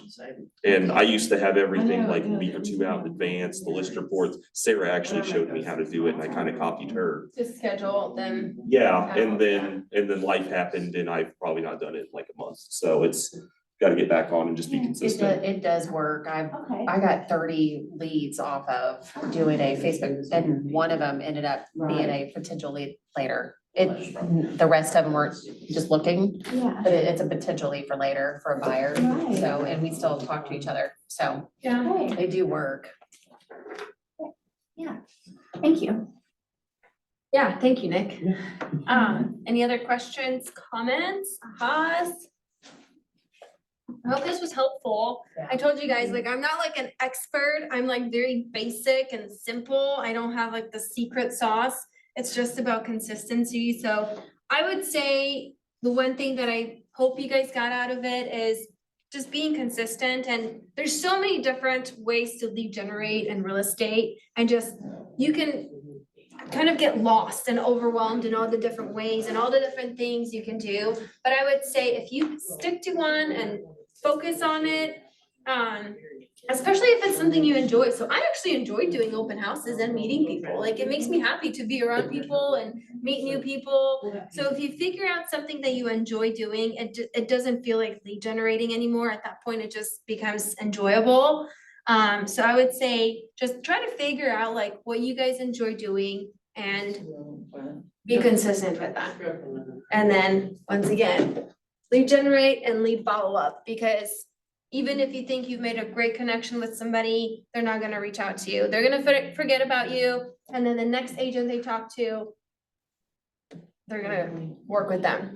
So it's your job as the agent to follow up with them and just keep following up with them, and don't feel like you're bugging them. If you always have this mentality that I'm coming from a place of contribution, this buyer is a first time home buyer, they don't know what they're doing. I wanna help them. I wanna get them connected with a lender. I wanna show them the right houses. I wanna answer their questions. If you always come from a place of contribution and provide value, it becomes much easier to have those conversations, and that lead follow-up just becomes easier, because then you're doing it to provide value and not like annoy people. So. Any other questions, anything? So I'll just share an aha. Yeah. So the social media, I thought the 10-5-1 was really cool, not just posting. Like, I'm really good about posting, which, you know, I've got 3 kids in a separate business, so I have plenty to post about. But the 10 reactions and 5 comments, trying to implement that and be more social on the social media, I think, because you know, I pretty recently added you on Facebook, and I cannot go 15 minutes without seeing a post from you. And so it's working. And I post consistently, but I don't react or respond as much as I probably should. And I think that's probably what's holding my social media back. Yeah. I mean, it takes a while to like. Oh, yeah, to build it And come up with your systems, but. And once again, that's just another thing that you can get so overwhelmed with, but if you just like have a system for yourself and maybe send out 10 messages per day or leave 10 comments per day and just block out 30 minutes to an hour a day to do those things, it'll just become like part of your business, and it'll become easier. I was always really good at liking comments and stuff, but not always like. Commenting back. What am I gonna say other than like, but just saying thank you or Yeah. whatever is, Even I didn't res- realize it had an effect on the Yes, algorithm. or It anything. does, like even if I can't think of anything to say, sometimes Facebook actually gives you suggested comments, Oh, or just respond with an emoji. yeah. I mean, Depending on what it is, yeah. Yeah. Just close your eyes and pick one. Well, there's a few that I wouldn't go with, but, yeah. So yeah. I like the simple of it that you say, because I'm a simple person. I feel like I was taught at another brokerage. I felt like I was taking Walmart with me to the open house, and it was like a whole meal set out. Yeah. So I was like, gosh, this is so overwhelming and so much for me. Yes. I always wanted, because I've not had great success at any open house I've ever done. Yeah. Pretty much everybody who would come to the ones that we've held for that brokerage was already working with an agent or something, and they weren't a lot of people. So Mhm. I like that you said that it was simple, so I can do it a little bit easier now. Yeah, and like I said, I've tried, like there was a few times I brought water and like cookies and all this stuff, and it gets so, yeah, and it just gets like so overwhelming. And that's just for me, like if that's something you guys wanna do, by all means, go for it. Like, I'm not saying anything negative about agents that do that. I'm just a very simple person, and I try to Cold keep things outside, it's raining simple. in winter. I don't wanna carry tables, cloths, food, drinks, like Yeah. Yeah, I mean, there's other ways that you can provide value to people coming to your open house. They already have it saved. Besides like giving them cookies or water, Yeah. so. I mean, and. Years ago, I can remember when they would tell you, when you're trying to sell your home, baked So they have it cookies, saved. you know, because the Yeah. smell of Yeah. home cookie, you know, just before you leave, so you can have them sit down. I'm like, oh, that was years ago. Yeah, Which I've only done a few on my own so far, and I have brought just little, but they're prepackaged, they're in a little thing that I don't have to, I just keep it in a closet so I can reuse it until it's, unless it, I mean, obviously. What are you And I haven't had, just like, I got like little like snack cakes and little chip bags and stuff. I've had maybe 3 people take those, and then just little waters, like the mini waters, and I have them in like a container, so it takes me like 2 seconds to bring them in and yeah, out. that's pretty easy. It works for me. I don't know if we'll see how it does. I'm still new, so if it's not something that people are engaging with much, I can keep it up, but I'm trying it. I think it looks nice and it's good for my social media, Yeah, cause I've been posting pictures of it, Yeah. draws I agree with attention, you. I've been so. doing it for, gosh, almost 5 years now, and Yeah. I feel like all I do is clean up after kids, crumbs and. How I get that, and let's say I don't have kids or anything, so. Yeah, I already do that. Yeah, I don't have kids or anything, so it's not that big of a deal for me. I just have a spot where I'm keeping all that stuff right now, so it's ready to go. yeah, yeah, and I mean, And it may not work out. It may be something I change, but it's something I'm trying for now, Like at a least. bowl of mints. even something easy, Yeah. yeah. I would say the most important thing with open houses is just capturing their information Yeah. and following up with them. So just figuring out what way works for you. So whether that's forms. Yeah, and I gotta figure out the best way to like recontact or afterwards. I'm Yep. still like, so far messaging, I've gotten 0 replies to anything. I that would I've- call them. Don't be Well, afraid to some, call and I've them. noticed a lot of people are on my forums, they're only putting their email address, so I'm limited to sending them an email address or email. And Yeah, a lot of people don't engage with emails. yeah. I mean, one thing you could do is just set them up on like a follow-up smart plan and Okay. maybe like weekly or bi-weekly, just send them. Oh, good. That's a good idea. It came out of nowhere. Some kind of The a, other day, see if you can find them on Facebook, then you can direct message them that way. yep, That's a good idea too. yeah. So a couple of meetings I've been at, the do not call, how do you, and this probably has nothing to do with it, how do you find out if they're not on it? Where do you go for that? I don't know. Cause someone keeps saying you gotta do it, and it To then, check, to when I make logged sure. back into command, it was sitting there as a note, like, you better check. But here's the thing, if they give you, and I don't know, I don't wanna like, know, yeah. I think if they give you their contact information, then that's like, Okay. Yeah, permission to contact. Okay. yeah. That's different than They just won't get crazy. random Yeah. people, so. Cause I mean, they're the ones that gave you the phone number. I mean, I would check with one of our brokers, cause I don't wanna get you guys in trouble, but I guess if they tell you to stop messaging, Yeah. then they're not. Yeah, and just. It's not stop. worth it anyways, if they're. uh-huh, Yeah, as I had one, I guess they actually wrote in a fake phone number.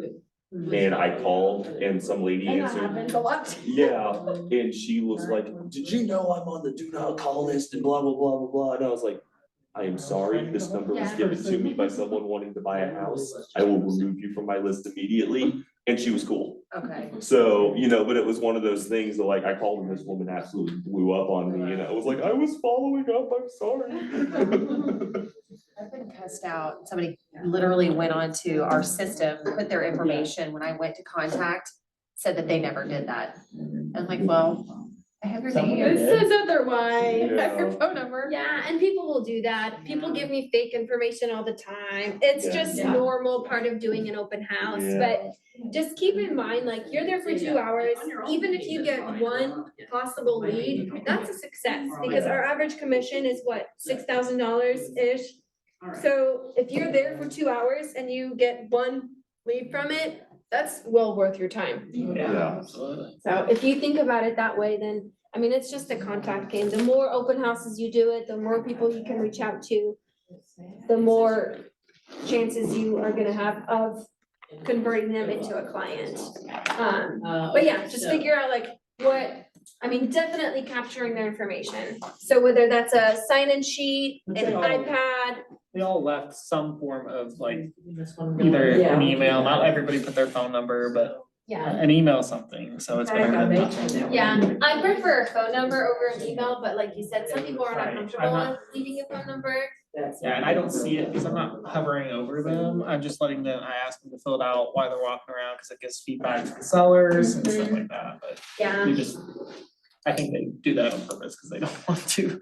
Yeah, You and some bother people themselves, won't. yeah. It's just, It's fine. it's just part of it, but it's, like I said, just looking for like that one or two good lead from an open house. That's Yeah. like That's right there alone worth your 2 hours of being there.